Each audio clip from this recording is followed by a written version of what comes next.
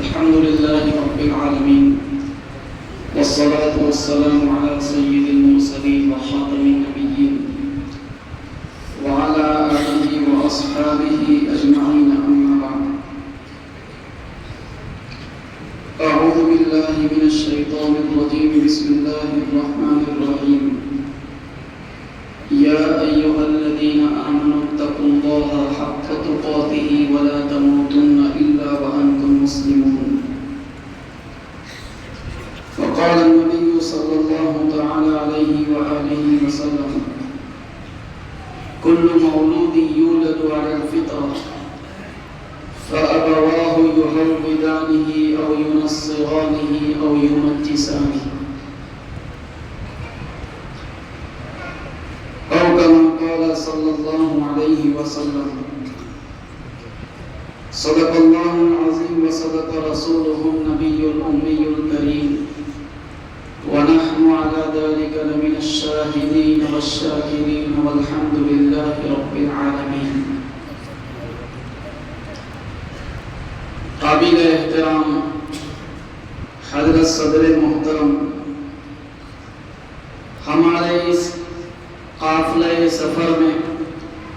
ہمارے ساتھ شریک ہم سے زیادہ بلکہ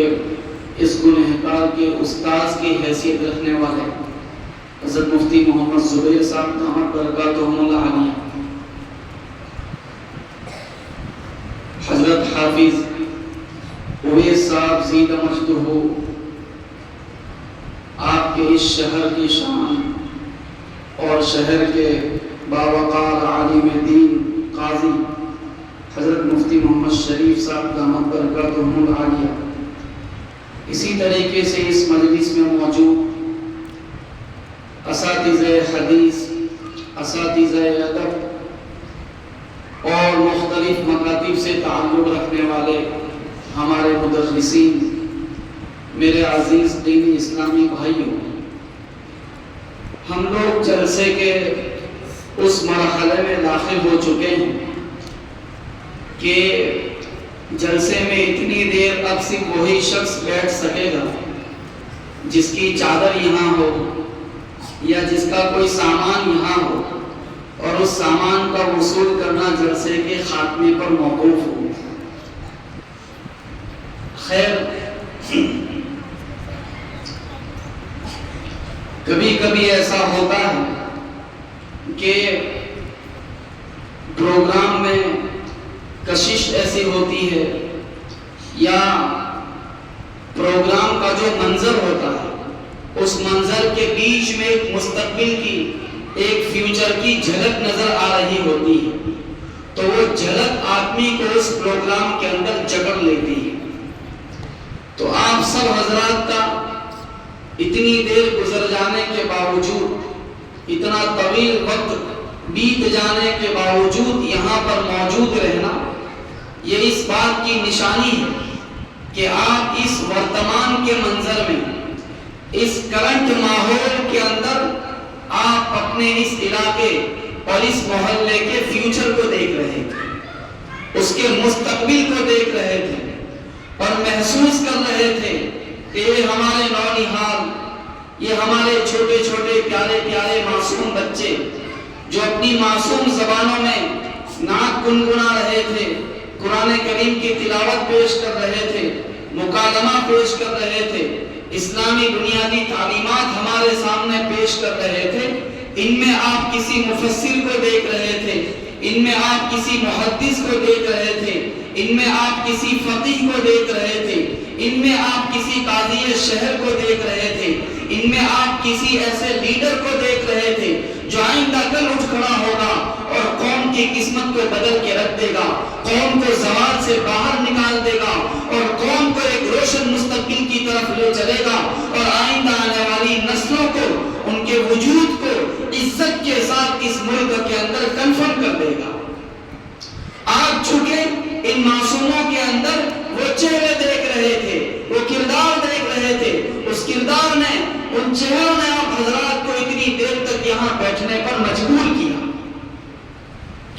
اور سچی بات تو یہ ہے کہ مکتب کیا ہے، مکتب کیا کام کرتا ہے، کارنامہ کیا ہے، وہ سب آپ نے اس چھوٹے سے جلسے کے اندر اپنی سگی آنکھوں سے، اپنے سر کی آنکھوں سے دیکھ لیا۔ ہمارے بعض طلبہ عزیز، ہمارے بعض معصوم بچے حضور نبی اکرم صلی اللہ علیہ وسلم کے تعلق سے ہمارے سامنے معلومات پیش کر رہے تھے۔ کوئی حضور نبی اکرم صلی اللہ علیہ وسلم کی شان میں نعت گنگنا رہا تھا۔ میرے دوستو، اللہ تبارک و تعالی ہمارے مکتب کے ان اساتذہ کرام کی بصیرت کے اندر اور اضافہ فرمائے، کیونکہ یہ مکتب کے اساتذہ کرام اس بات کو جانتے ہیں کہ یہ امت اگر کسی ہستی کے بیس پر، اگر کسی ہستی کی بنیاد پر جڑ سکتی ہے، ایک ہو سکتی ہے،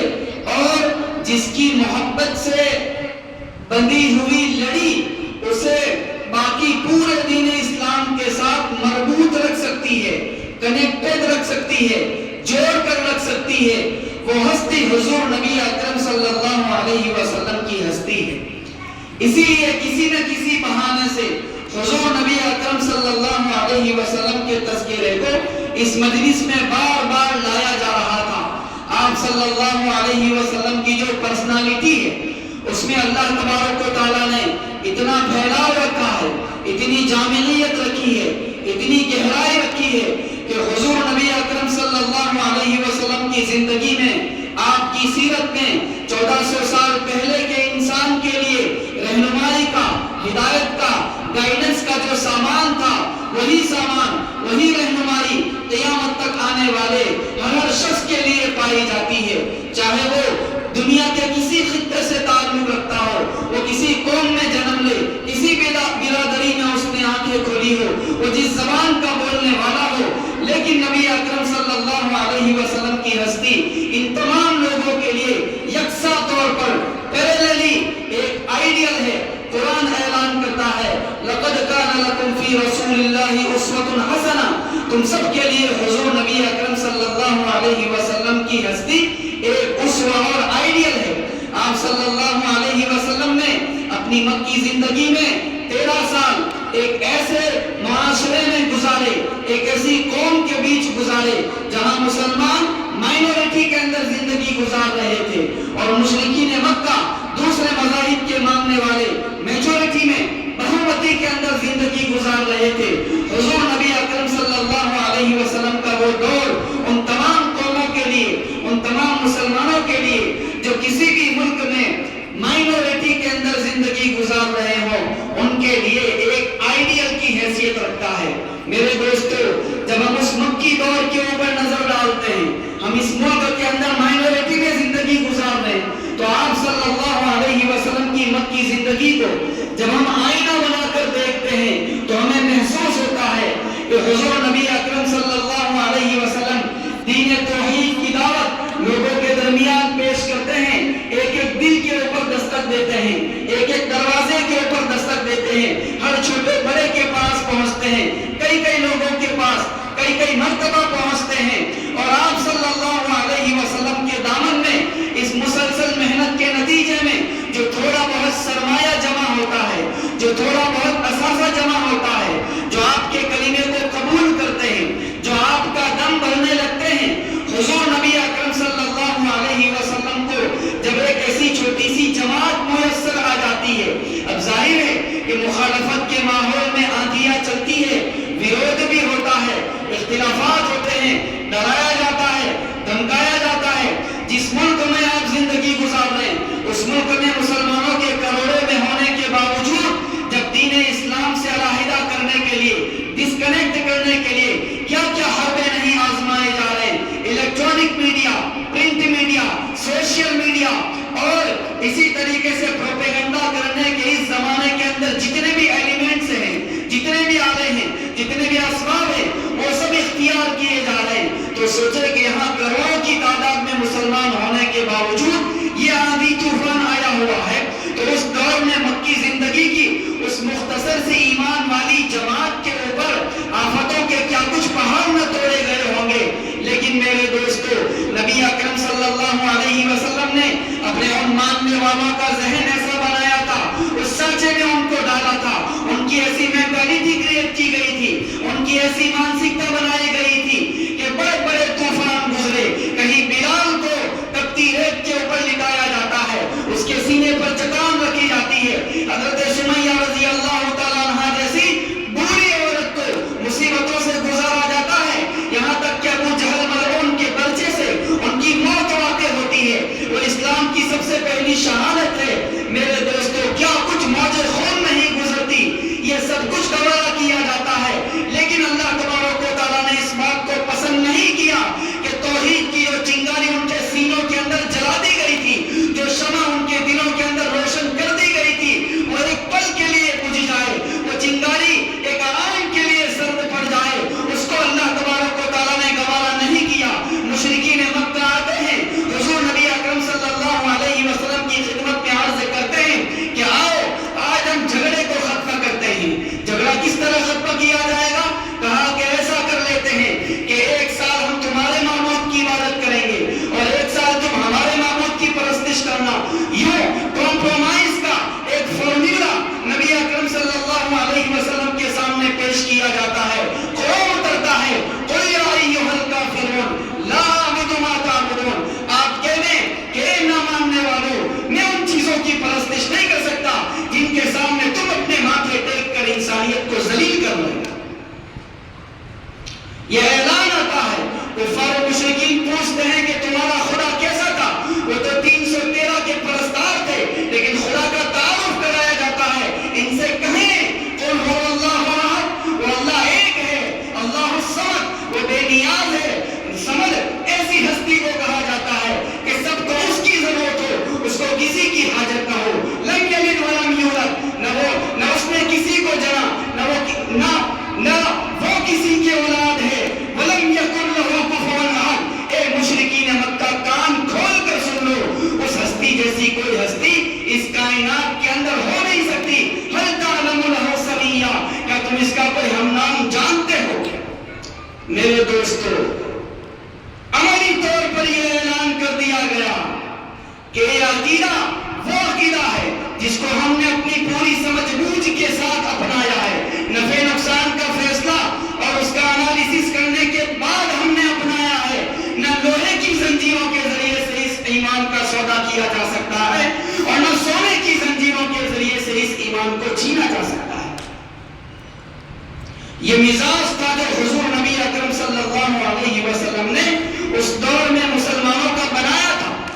اس جذبے کو تازہ کرنا، اس جذبے کو زندہ رکھنا، اپنی نسلوں میں ایک عظیم وراثت کے طور پر اس کو منتقل کر کے جانا، اس کو ٹرانسفر کر کے جانا، یہ وقت کا تقاضا ہے، یہ وقت کا سب سے بڑا چیلنج ہے۔ میرے دوستو، ایک ایسے دور میں جس دور کے اندر ارتداد کا سیلاب بڑی تیزی کے ساتھ آ رہا ہو، اور یہ بھی یاد رکھنا چاہیے کہ قوموں کے اندر جو ارتداد آتا ہے، جو ناستکتا آتی ہے، وہ ناستکتا ایک دن میں نہیں آتی،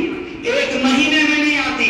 ایک سال میں نہیں آتی، بلکہ اس کا ایک پروسیس ہوتا ہے۔ اس پروسیس کے واسطے سے وہ ناستکتا کسی قوم کے اندر جڑ پکڑتی ہے اور آگ جنگل کی آگ کی طرح بعد میں چل کر پھیلتی چلی جاتی ہے۔ یہ ارتداد جو آتا ہے وہ سب سے پہلے عمل کی زندگی کے اندر آتا ہے، عملی زندگی کے اندر آتا ہے۔ آدمی جس عقیدے کو بھی اون کرتا ہے، وہ جس آستھا کو بھی اپنے دل کے اندر اٹھائے ہوئے ہے، وہ عقیدہ، وہ آستھا اس سے ایک عملی زندگی کا تقاضا کرتی ہے۔ آدمی سب سے پہلے اگر کٹتا ہے اور ارتداد کی طرف پہلا قدم بڑھاتا ہے تو وہ عملی راہ سے بڑھاتا ہے۔ اسی لیے حضور نبی اکرم صلی اللہ علیہ وسلم نے کیا کیا کہ آپ صلی اللہ علیہ وسلم نے عقیدے کو، ایمان کو، اس کی سلامتی کو عمل کے ساتھ جوڑ دیا۔ نبی اکرم صلی اللہ علیہ وسلم نے فرمایا لا ایمان لمن لا امانت لہ، اس آدمی کے ایمان کا کیا اعتبار ہے جس کو امانت کا پاس و لحاظ نہیں ہے، ولا دین لمن لا عہد لہ، اور اس آدمی کی دینداری کا کوئی بھروسہ نہیں جو کمٹمنٹ کو پورا نہیں کرتا۔ حضور نبی اکرم صلی اللہ علیہ وسلم نے فرمایا لا یزنی الزانی حین یزنی وہو مومن، کہ مومن جب زنا کرتا ہے وہ مسلمان نہیں رہتا۔ آپ صلی اللہ علیہ وسلم نے فرمایا لا یسرق السارق حین یسرق وہو مومن، کہ چور جب چوری کرتا ہے، چوری کرتے ہوئے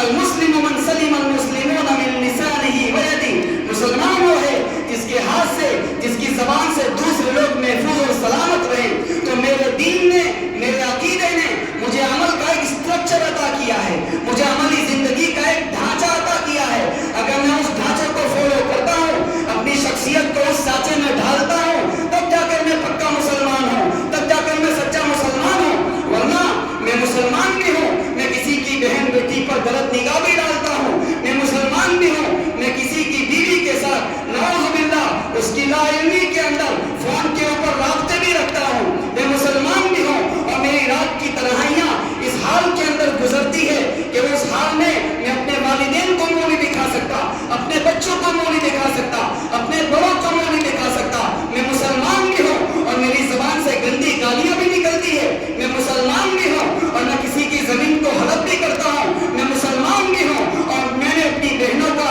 میراث کے اندر حق بھی مار رکھا ہے. میں مسلمان بھی ہوں، مجھے جوئے کی لت لگی ہوئی ہے. میں مسلمان بھی ہوں، اور حرام کا لقمہ روزانہ میرے حلق کے نیچے اتر رہا ہے. میں مسلمان بھی ہوں، میں نے اپنے رشتہ داروں کے ساتھ کئی دنوں سے قطع تعلق کر رکھا ہے. یہ کون سی مسلمانی ہے جس کا میں بھدورا پیٹ رہا ہوں؟ اس لیے اس خطرے کو بھاپیں کہ ارتداد کی طرف جب کوئی قوم بڑھتی ہے، اس کے قدم جاتے ہیں عمل کی راہ سے جاتے ہیں کہ پہلے آدمی اسلام جس عملی زندگی کو اس کے سامنے پیش کرتا ہے، اس عملی زندگی سے کٹتا چلا جاتا ہے، گناہوں کی گندی زندگی کے حوالے اپنے آپ کو کر دیتا ہے. یہ پہلا مرحلہ ہوتا ہے، یہ پہلا سٹیج ہوتا ہے. اس کے بعد اس ارتداد کا دوسرا سٹیج آتا ہے جس کو ہم تہذیبی ارتداد کہتے ہیں. سانسکرتک ناستکتا، کلچرل ایتھیزم. میرے دوستو، تہذیبی ارتداد کیا ہے؟ کہ جب آدمی نے